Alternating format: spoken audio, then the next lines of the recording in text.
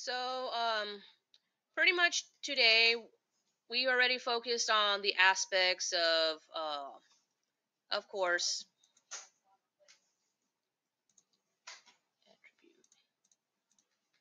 we focused on the aspects of all the different tools, like the revolve, the planar trimming, and also the loft tool.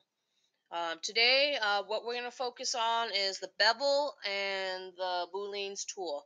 So let me start off with the bevel.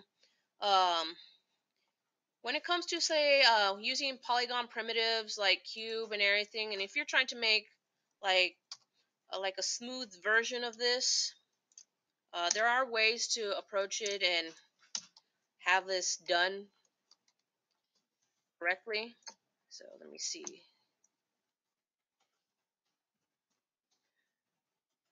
There we go.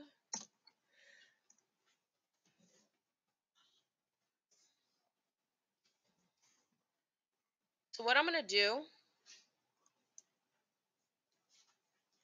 I'm going to go to my faces right here. I'm going to go to my face mode.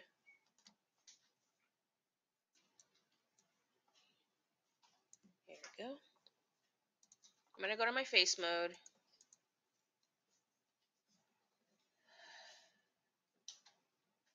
I'm going to go to edit mesh. Let me go click the little checkbox on the right just to check on the settings right here. Let's see, everything's going to be fractional. Width and segments are going to be fine. Chamfer, smooth angling, and I'm going to begin to bevel. And just like that, I am able to bevel without having to really extrude. So I can make the selection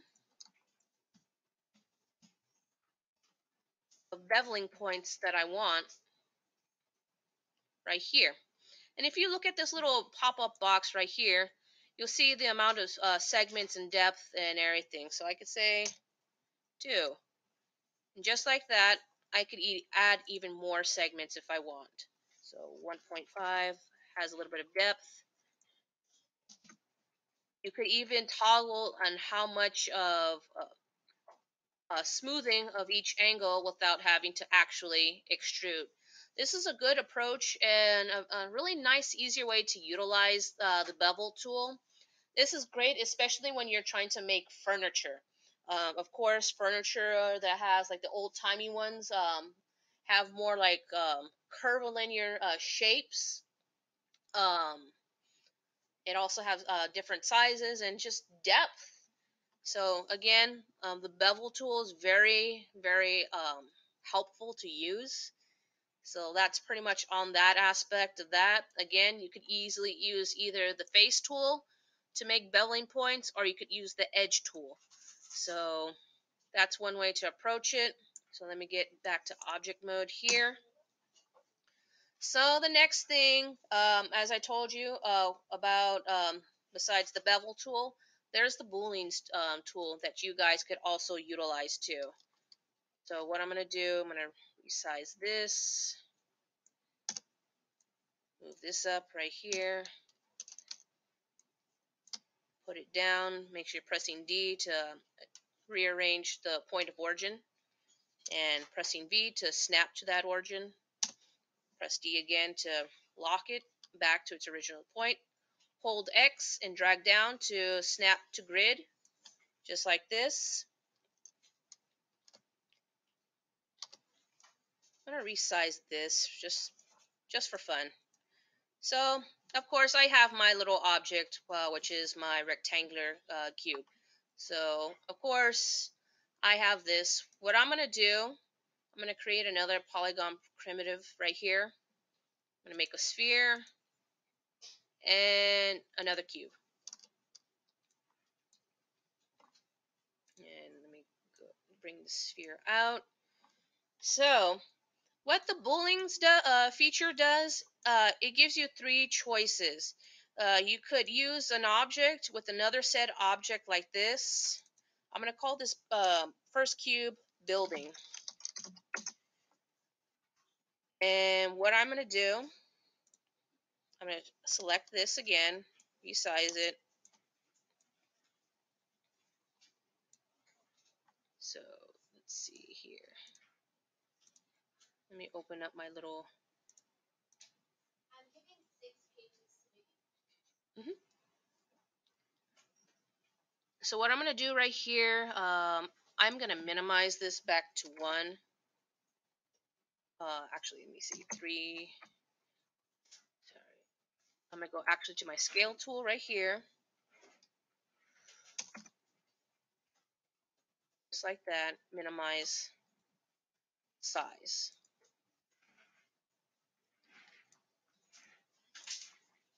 So I'll go back to 1. Just like that.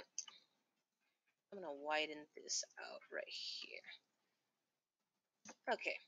So once I got my little box that I have, I'm going to set it up right here.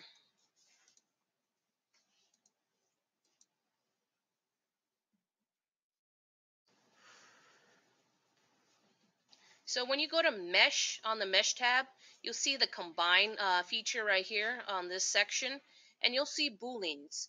So you have 3 different settings right here. Okay, so since we already have our set objects that we set up, this is going to be my building. I'm making the booleans. So of course we got our set objects right here, the cube and this other cube. So again, when we go over here to mesh and on the combines set, you see booleans. There's the section of union, difference, and intersection. So what we're going to do is use the difference. I'm going to select this main one right here, the building, and I'm going to use this cube right here. So I'm going to go again right here to mesh, booleans. I'm going to click on the right checkbox right here just to check. So let's see.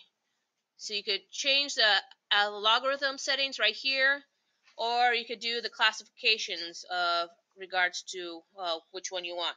So we'll keep it as edge, all that fun stuff right here. Then apply and close, and just like that, I made a Boolean cube, a setting. So you see now your object has an indentation.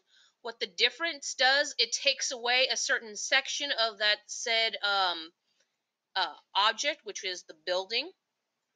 And you notice how it changed. And if you look right here, it made a new grouping set, and it has a transform.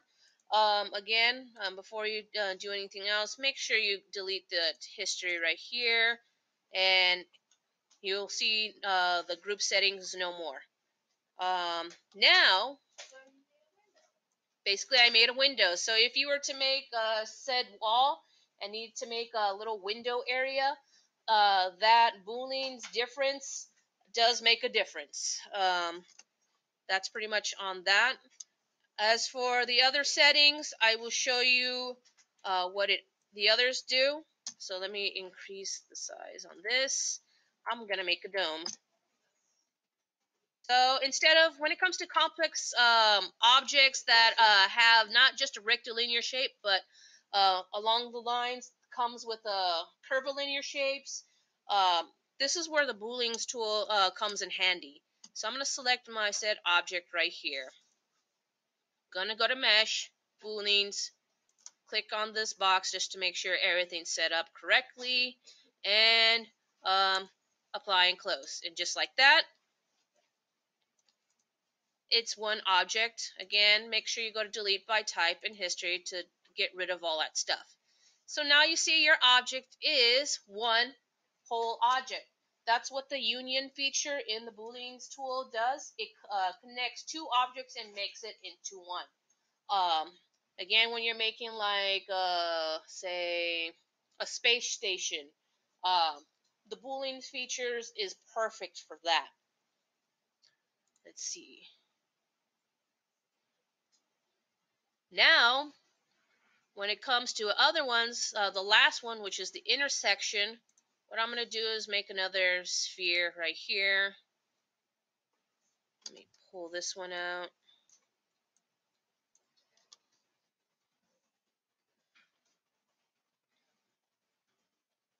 So what I'm going to do here, make another one, a cube.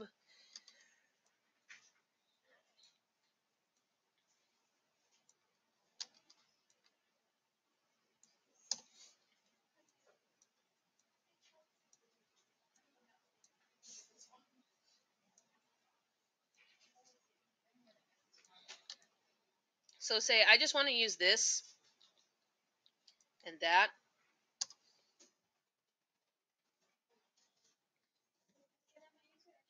Mhm. So when I have this sphere, and this other cube right here, so what I do is going to click the sphere, click the cube. I'm going to go to Mesh, Booleans, go to the checkbox to see everything is set up, apply and close. Just like that, I just made myself a very complex object. What the intersection does, it intersects with two objects and again makes it into one. And sort of think of it, if you ever use Illustrator, the Pathfinder tool, when you have two set objects and try to intersect one, you get a completely different shape. And this is what it does here. It makes a completely new shape. So again, you'll see all these, oh my god, these group sections of the transform. To declutter your outliner, make sure, again, rule of thumb, go to Edit, Delete by Type, and go to History. So that pretty much covers it for today's tutorial. You may create your creation at this time.